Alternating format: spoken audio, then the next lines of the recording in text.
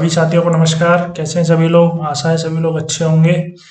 और हम अपने वायदे के हिसाब से हाजिर हैं इस बार आपके लिए। इनकम टैक्स का रिटर्न किस तरीके से फाइल करना है सभी टीचरों को, उसके बारे में हम इस वीडियो को बनाएंगे।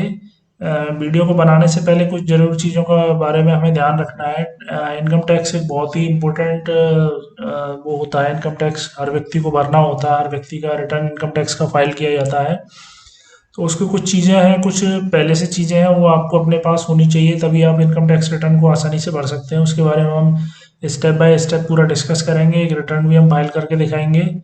और आशा है आप वीडियो आपको पसंद आएगा, और वीडियो को अंत तक ज़रूर देखिएगा और हमें सजेशन दीजिएगा कि आगे आने वाले टाइम में हम किस टॉपिक पर वीडियो बनाएं।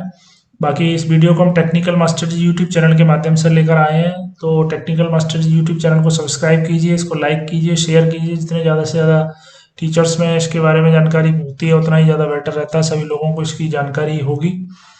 तो करते हैं, आइए चलिए शुरुआत करते हैं। तो वेबसाइट के लिए हम सबसे पहले आपके लिए इनकम टैक्स इंडिया की वेबसाइट पर जाना पड़ेगा। इनकम टैक्स इंडिया की हम वेबसाइट इसमें खोल के देखते हैं।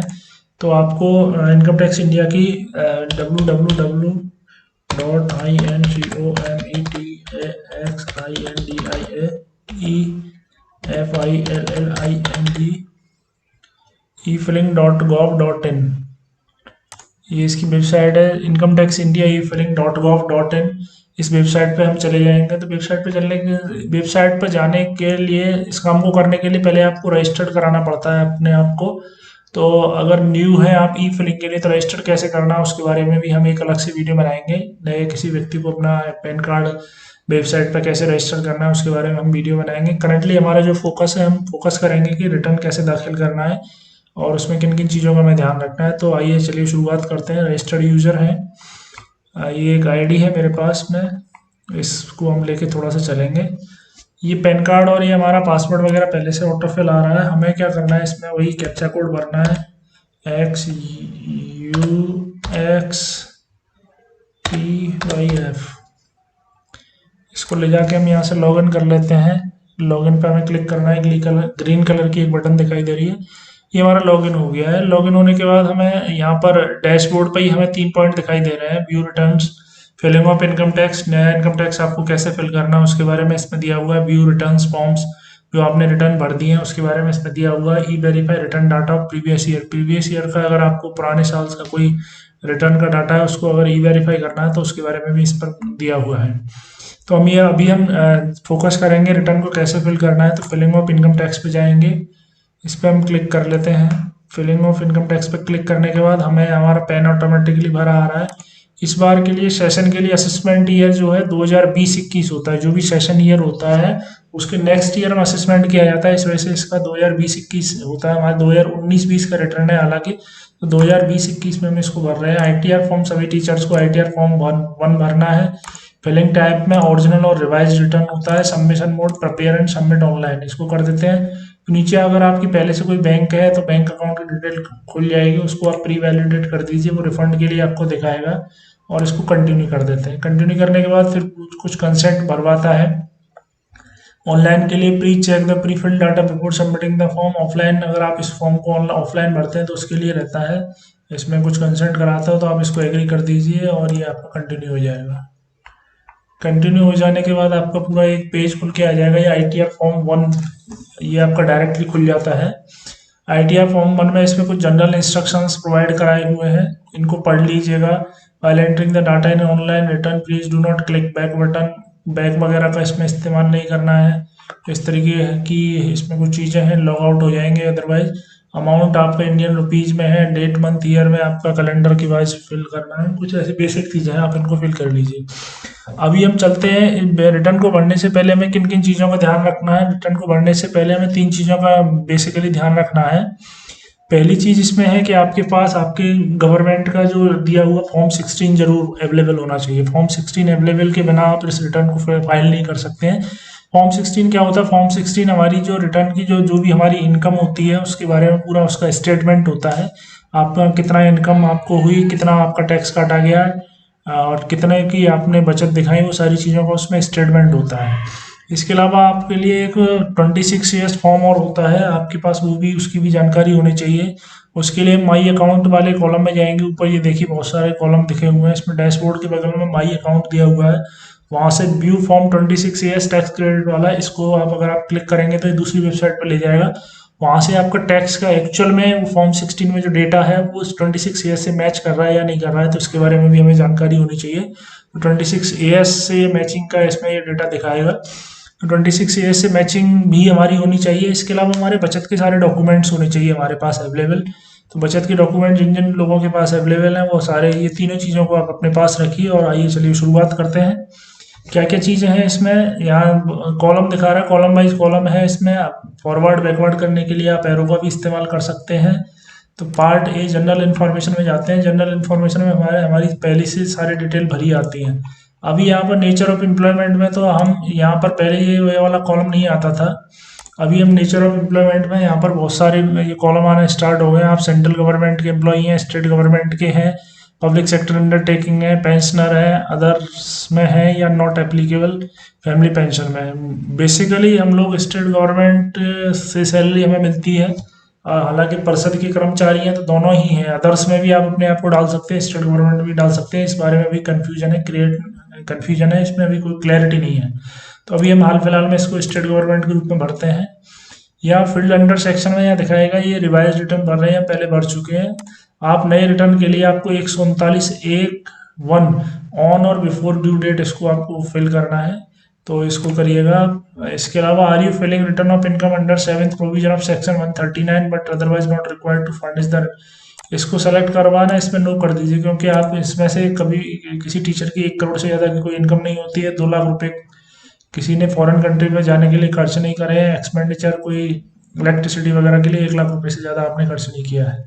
तो इसको आप ऐसे कर सकते हैं, ये यहाँ पे जाके इसको हो जाएगा। इसके साथ साथ इसमें क्या करना है, आपको साथ साथ यहाँ पे सेव ड्राफ्ट के रूप में इसको सेव करते जाना है। ये बार बार आपसे नहीं तो मैसेज देता रहे। कंप्यूटेशन ऑफ इनकम टैक्स में जाके आपको कंप्यूटेशन, इसमें ग्रॉस सैलरी पहले से भरी आ रही है। सैलरी के लिए आपको टैक्स कितना आपने पेड किया है उसके बारे में यहाँ पर टैक्स डिटेल वाले सेक्शन में आपको दिखाएगा। टैक्स डिटेल वाले में tax deducted at the account, tax paid and verification, आपकी इनकम इसमें पहले से यहाँ पे प्री फिल्ड आ रही है। तो सैलरी एज पर सेक्शन आप जो भी इसमें अमाउंट भरेंगे तो सैलरी आपकी इसमें आएगी, आप इसको यहाँ से भर सकते हैं। नेट सैलरी है आपकी, डिडक्शन इसमें पहले से दिखाएगा। अंडर सेक्शन 16 में है जो डिडक्शन है आपको 50,000 का जो स्टैंडर्ड डिडक्शन है इसमें पहले से दिखाया हुआ है। तो इसको हम यहाँ से 50,000 का स्टैंडर्ड डिडक्शन इसको फिल करने की ज़रूरत नहीं है, ये पहले से आपका ऑलरेडी काट देगा। टाइप ऑफ हाउस प्रॉपर्टी में आपकी हाउस प्रॉपर्टी के बारे में, अगर आप हाउस से रिलेटेड कोई भी छूट पाना चाहते हैं तो आपको इसमें दिखाना है सेल्फ ऑक्यूपाइड, लेट आउट और deemed let out. Self occupied में आपने अगर खुद प्रॉपर्टी में आप रह रहे हैं तो आपको दिखाना है। लेट आउट को मतलब आपने किराए के लिए दे रखी है, डीम टू लेट आउट मतलब किसी को किराए पे देने वाले हैं। तो सेल्फ ऑक्यूपाइड वाली प्रॉपर्टी है, अगर आप प्रॉपर्टी के बारे में यहाँ पर मान लेते हैं आपने इंटरेस्ट पेबल अगर आप दिखाते हैं, इसमें 2 लाख रुपए तक आपको इंटरेस्ट का फायदा मिलता है और सारी की सारी इंटरेस्ट आपकी माइनस हो जाती है। अगर मान लेते हैं किसी व्यक्ति की 1 साल की इनकम इंटरेस्ट है, मान लेते हैं 85,000 रुपये उन्होंने इंटरेस्ट पर गया, तो ये 85,000 को पूरा का पूरा देखिए यहाँ पे माइनस में दिखा दिया है, माइनस कर देगा। तो इस तरीके से इसको माइनस कर सकते हैं। इनकम फ्रॉम अदर सोर्सेज है, इसके बाद नीचे का एक कॉलम है इनकम फ्रॉम अदर सोर्सेज में अगर आपको सेविंग अकाउंट पे कोई इंटरेस्ट मिली है, interest from deposit account, bank, post office, interest from income tax refund वगैरह पे कोई इंटरेस्ट है, फैमिली पेंशन है, एनी अदर है, इसके बारे में आपको इन्फॉर्मेशन देनी है। इसके बाद आपका एक सेक्शन आ जाता है पार्ट सी में, इसमें डिडक्शंस के बारे में बताया जाएगा। तो यहाँ पर इस बार एक और ऑप्शन भरवा रहा है कि आपने 1 अप्रैल से लेकर 31 जुलाई के बीच में अगर कोई इनकम टैक्स डिडक्शन के लिए कोई इन्वेस्टमेंट किया है तो यस या नो भरना है। हमने कोई नहीं किया है तो इस वजह से हमने नो भर दिया है। अभी सेक्शन 80C में आपके लाइफ इंश्योरेंस का, deferred annuity, continuity to provident fund, subscription to certain equity share, जो 3 साल से ऊपर की जो आपकी वो होती हैं शेयर मार्केट में जो इन्वेस्टमेंट होते हैं, SIP वगैरह होती हैं, तो उनका भी इसमें टैक्स का फायदा मिलता है। तो इसमें आप 1.5 लाख रुपए तक की छूट ले सकते हैं, तो 1.5 लाख रुपए का हमने इसमें दिया हुआ है। इसके अलावा 80CCD1, 80CCD1B, 80CCD2, ये 3 सेक्शन है, बहुत महत्वपूर्ण सेक्शन है। इसके अलावा अगर आपने NPS आपका कट रहा है तो आप 50,000 रुपये आप 80CCD1B में आप दिखा सकते हैं, contribution to pension scheme of central government. अगर आपका NPS कटा है तो NPS का टोटल अमाउंट मान लेते हैं किसी व्यक्ति का, 85,000 अमाउंट है वो इसमें कटा है, तो आप इसमें दिखा सकते हैं। बाकी का 35,000 आप यहाँ दिखा सकते हैं। ये दोनों मिलाकर आपके 85,000 होने चाहिए। 35,000 प्लस 50,000 दोनों मिला के आपके 85,000 हो गए। ये आपके 85,000 आपके ये हो गए। तो 85,000 रुपये की आपको और छूट मिल जाएगी। इसमें से कितनी छूट मिल सकती है वो पूरा इसमें दिखा रहा है। बाकी मेंटेनेंस आपके मेंटेनेंस इंक्लूडिंग मेडिकल ट्रीटमेंट, अगर किसी डिपेंडेंट का है, पर्सन विद डिसेबिलिटी और सीवियर डिसेबिलिटी, तो उसके लिए मेडिकल ट्रीटमेंट के लिए आप इसमें कुछ छूट ले सकते हैं। आपको उसके बारे में देना 80 DDB medical treatment of specified disease self और डिपेंडेंट, अगर किसी की आप भरना चाह रहे हैं तो इसको आप कर सकते हैं। हमने कोई नहीं ली है, इस वजह से हम इसको एज इट इज छोड़ दे रहे हैं। इसके अलावा 80 U in case of person with disability, अगर खुद डिसेबल्ड है तो उसमें उनको 75,000 रुपये तक की छूट मिलती है, तो आप उसको यहाँ पे भर सकते हैं। टोटल इनकम ये यहाँ पे सारा कैलकुलेट ऑटोमेटिकली कर देता है, आपको कुछ नहीं करना है, केवल आपको बचत वाली सारी डिटेल भर देनी है। इसके अलावा interest on loan taken for higher education, इसको भी इसमें इंक्लूड कर सकते हैं, लेकिन ये पूरा पार्ट सी है, इसमें डिडक्शन की एक लिमिट होती है, उससे ज़्यादा हम नहीं कर सकते हैं। बाकी इसमें यहाँ पर tax payable on total income zero आ रहा है, क्योंकि ये 2.5 लाख रुपए से नीचे इनकम अगर आपकी चली जाती है तो इसमें जीरो होना जीरो हो जाता है। इसको सेव ड्राफ्ट के रूप में कर देंगे। यहाँ से सेव ड्राफ्ट कर दिया। बाकी यहाँ पर टैक्स डिटेल की पूरी 10 वगैरह की यहाँ पर पूरी डिटेल दिखाएगा आपकी। रिफ्रेश कर लेते हैं, इसमें क्या दिखाता है। कई बार ऐसा होता है इसको नहीं दिखाता है, तो रिफ्रेश करने पर वो डिटेल आ जाती है हमारे पास में। सैलरी की इसमें डिटेल नहीं दिखा रहा अभी हमारी, ये हम पहले से भर चुके हैं, इस वजह से इसमें डिटेल नहीं दिखा रहा है। तो ये इसमें नॉर्मली ये इस वाले कॉलम में आपकी दिखाता है, वो सारी की सारी डिटेल दिखाता है। Tax paid and verification, total tax कितना आपने पेड किया है, कितना क्या है, वो सारा कुछ हमारे में जीरो आ रहा है। नहीं तो अगर आपका रिफंड बनता है तो उसको रिफंड को यहाँ पर शो करेगा। टोटल टैक्स पेड, कितना टैक्स आपको अलग से पेड करना है, उसके लिए यहाँ पर एक ऑप्शन अलग से आता है, तो वहाँ से आप किसी भी बैंक अकाउंट पे जाके अपना रिटर्न दाखिल कर सकते हैं। लास्ट में वेरिफिकेशन करवाता है। Verification as a capacity of self place, आपको कोई भी प्लेस भर सकते हैं अपना, जो आप जहाँ जिस प्लेस पे कर रहे हैं। अब इसमें 2-3 ऑप्शन दिखा रहा है। I would like to e verify, please ensure that you have valid Aadhaar number. आप किसको भी ई वेरीफाई करना चाह रहे हैं तो ई वेरीफाई का ऑप्शन देता है। 120 दिन के अंदर भी आप ई वेरीफाई कर सकते हैं बाद में आधार के थ्रू, और ITR को आप बाई पोस्ट भी भेज सकते हैं।